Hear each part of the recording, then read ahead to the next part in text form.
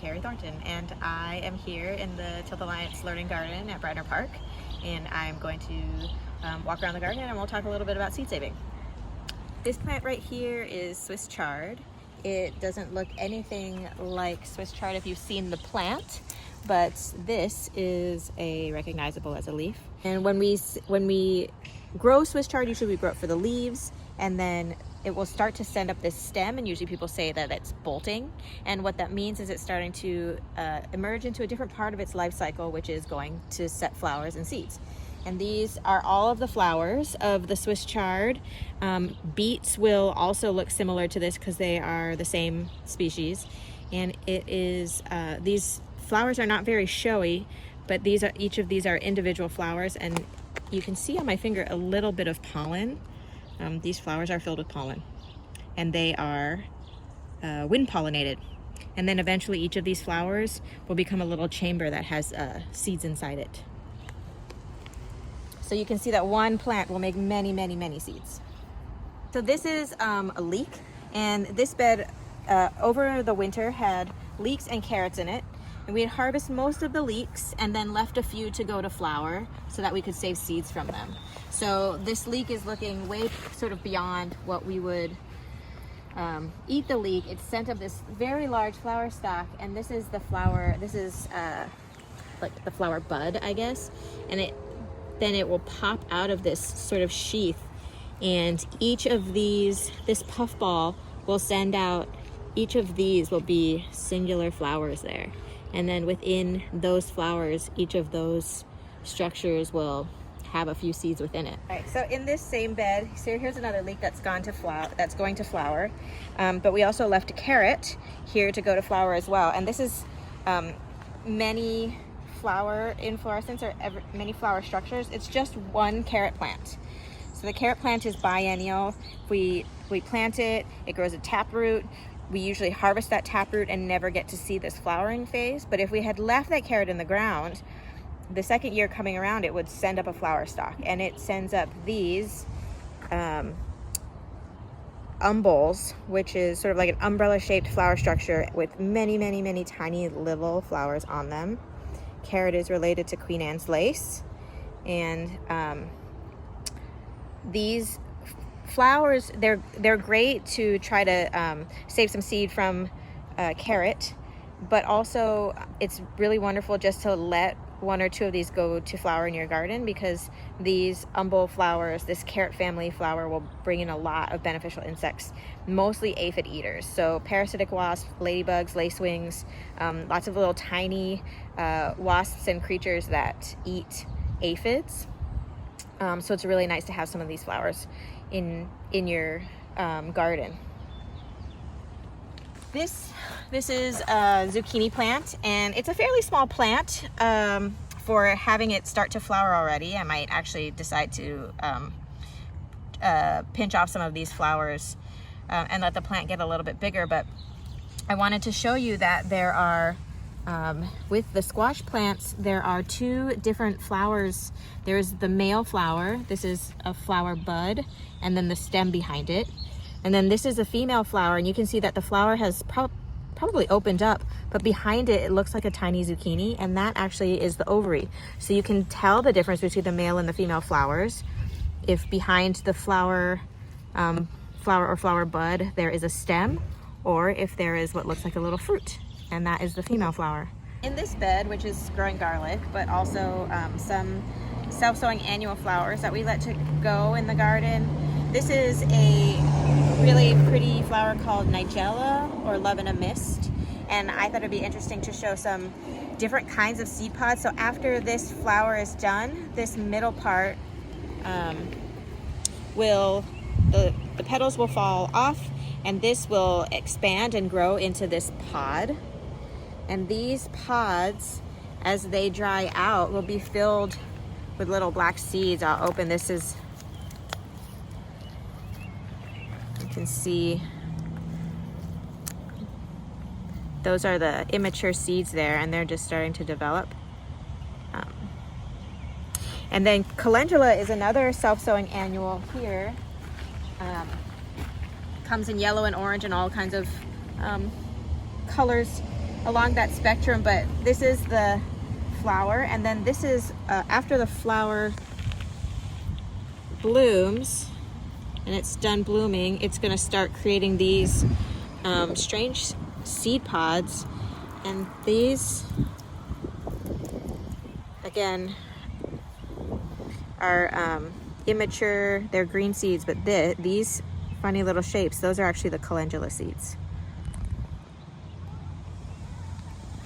So these are fava beans, and these were, often we plant fava beans in the fall and let them overwinter, and then they will be harvestable in late spring. Like right about now, most of my fava beans have mature fruit on them, but these were planted actually in the spring, so they're a little bit further behind, and I wanted to show you these are the flowers, and fava beans are related to other kinds of common beans, bush beans, dry beans, peas, and their flower shapes will all be very similar. They might be different colors or different sizes, but they'll all have the same kind of shapes and numbers of parts. And then after these flowers bloom, they will dry up and fall off. And what happens is, if that was pollinated, each of these is going to become a little bean. And so you can see as we go down, there's more and more mature beans. And there we go.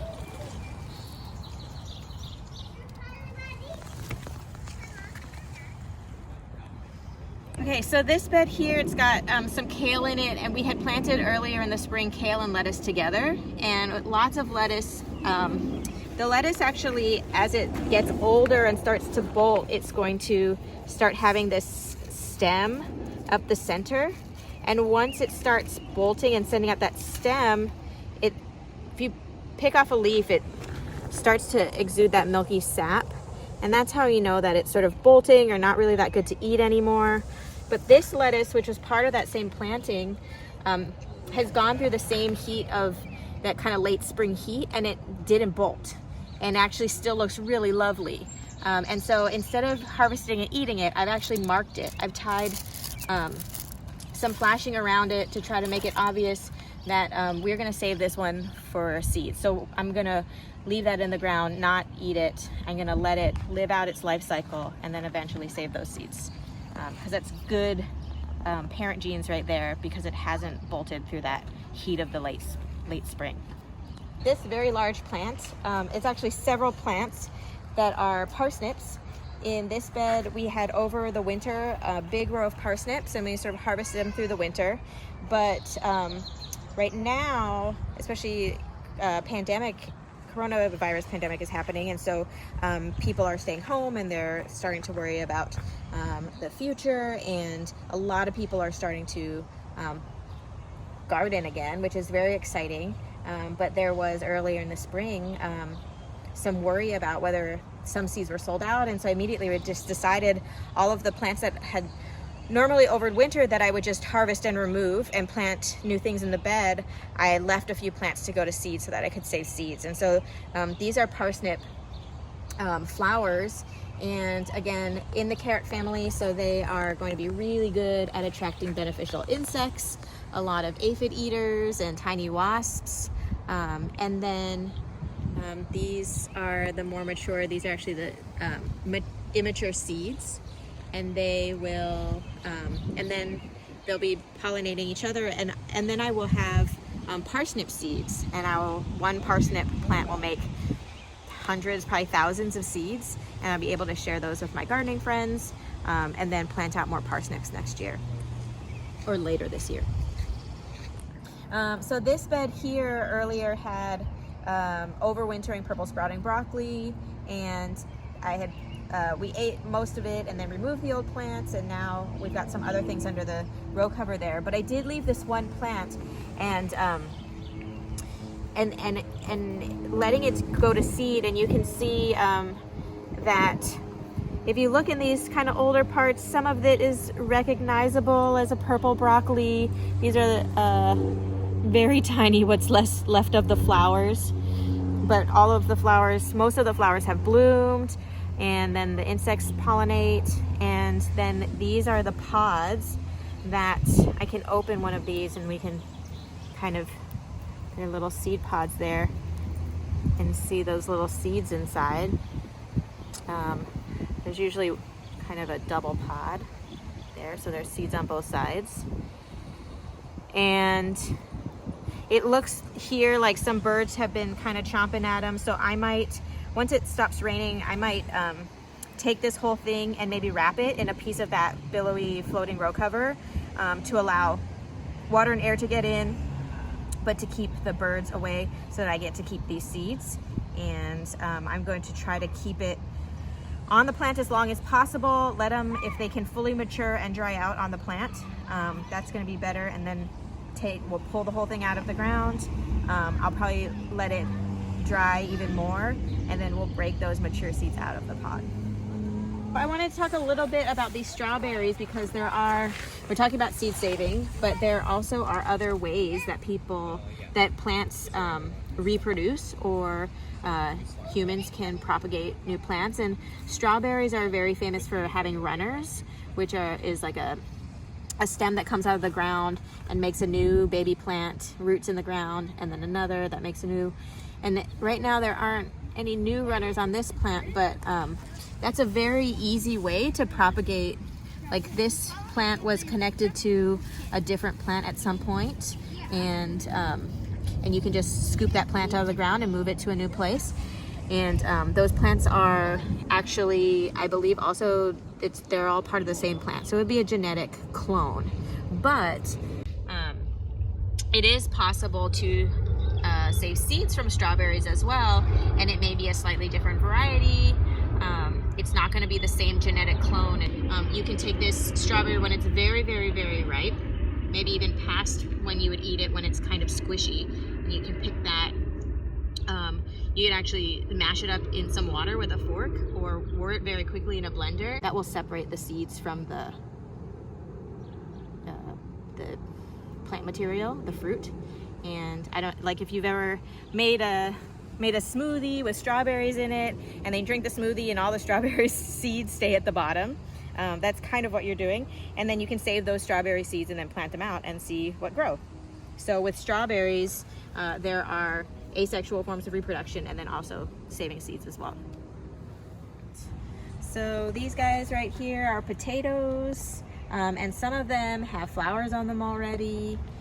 Potatoes are, very often we grow them from what we call seed potatoes, which are actually not seeds, but they're potatoes that we plant like seeds. And what it is it's a piece of the potato that you would eat, but it has little eyes on it, and those can propagate new plants. So what we do is we plant those bits of potato plant, and it grows into a plant. So what it is basically asexual reproduction, and you're creating a genetic clone of the parent plant. But and some varieties of potatoes don't even make flowers anymore, but some do still. And so you might be lucky enough to have a variety of potato that has flowers on it. After these flowers, if they are pollinated and the flowers get old and drop off, you might actually see little berries. They look kind of like a very tiny green tomato, and the berries are the fruit of the potato plant, which are very closely related to tomatoes. So you could actually save those seeds and try to plant them out. And again, because of the genetic variance, it wouldn't be the exact same as the parent potato that you took them from, but you might get some other kind of new or interesting variety. And that's an interesting thing about potatoes, because we've been growing them as genetic clones for so long that they're not able to evolve to respond to predators or viruses or blights, and that actually can be an issue. So it'd be interesting to try to grow some potatoes from seeds to see if we can create some new varieties that will be better, more appropriate for our particular climate. When we're, selecting seeds from plants, where it's a choice as gardeners, we get to choose kind of some better genetic material, and we get to grow some seeds that are better, more resilient, and better acclimatized to our actual microclimate in our backyard.